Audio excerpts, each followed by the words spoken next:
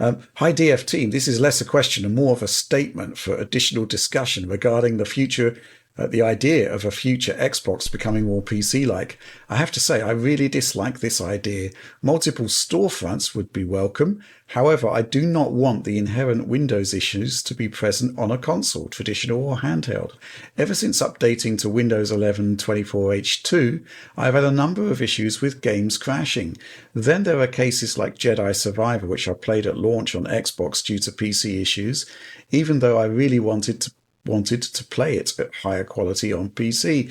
I've been console gaming since the 80s and PC gaming since the early 90s. Both have their place, but I want a console experience to be frustration free and as consistent as possible. Thoughts? Well, my immediate thought is that I agree entirely.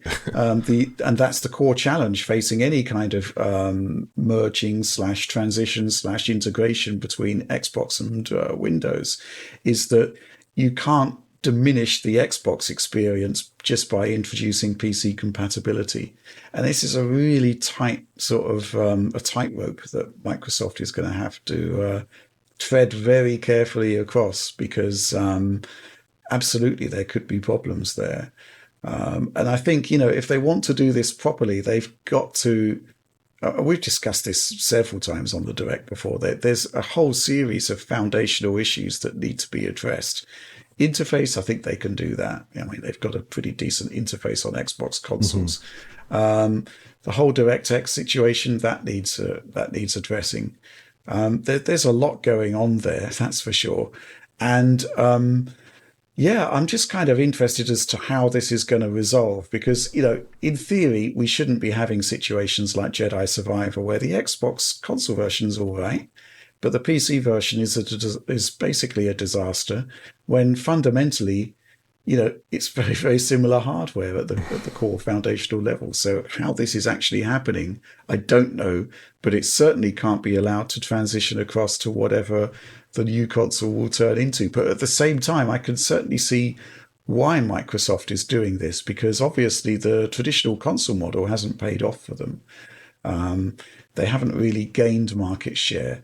In fact, the total addressable market for consoles in general hasn't increased. So something has got to give, and Microsoft is arguably well placed to do it. But the actual implementation of this is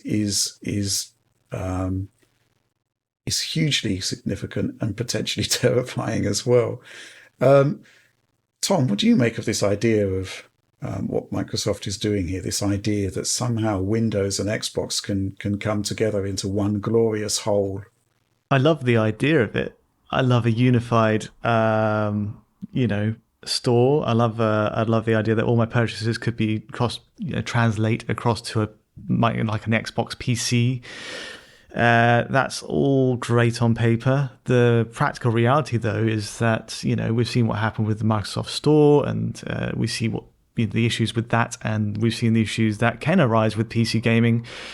Even if the ceiling for quality on PC is substantially higher, and you can achieve some incredible experiences that are only possible on PC, like RTS games, for example, and achieve higher settings, it's still involving that first couple of months sometimes that never gets resolved, just dealing with issues and facing with you've got to face driver issues, you've got to face OS changes, you've got to face a lot of variables that just are unforeseen, and even with the best intentions from a developer, you can come a cropper. So I'm cautious for the very same reason as Dresden Files 00 mentions there.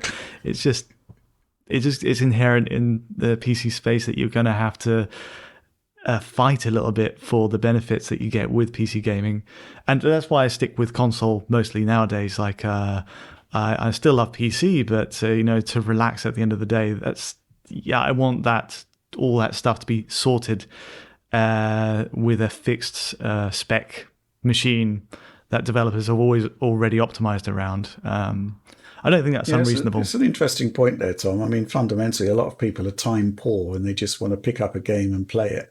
They don't want to be mucking about with driver updates.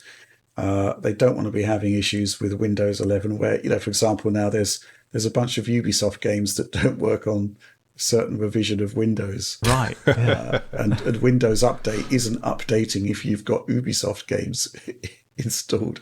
Yeah. There's crazy stuff happening there. It's almost like Wild West. I don't quite understand what's going on there. Oliver, what do you think? Yeah, I mean, I think that like Microsoft has to make a very concerted effort to basically bring the Xbox experience over to PC. And they have to prove that you can create a console-like experience that runs on top of desktop Windows, I suppose, there, and all the potential pitfalls that might introduce. I don't know if Microsoft can do it in some sense abstractly. I have not much faith in Windows. I have not used Windows as my daily operating system for 14 years now. I've used macOS. That's for a number of reasons. One of them has to do with stability and updates and just difficulty in general operation. And I have new reasons now with the kind of adware and bloatware and bizarre automatic updates and things like that Microsoft now imposes that they didn't impose on older versions of Windows.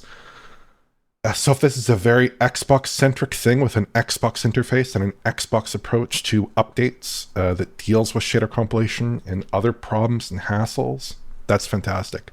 But the moment you show me a Windows 11 desktop interface or a pop-up for Microsoft 365, or like just the other day I booted up my computer and all of a sudden Microsoft Teams was open. I don't ever recall it installing Microsoft Teams, but it was just open. It just opened itself, and it's like, okay, well, this is great. This is, you have, it feels like you have not that much control over your actual experience sometimes on Windows these days. So that's not too enticing, I have to say.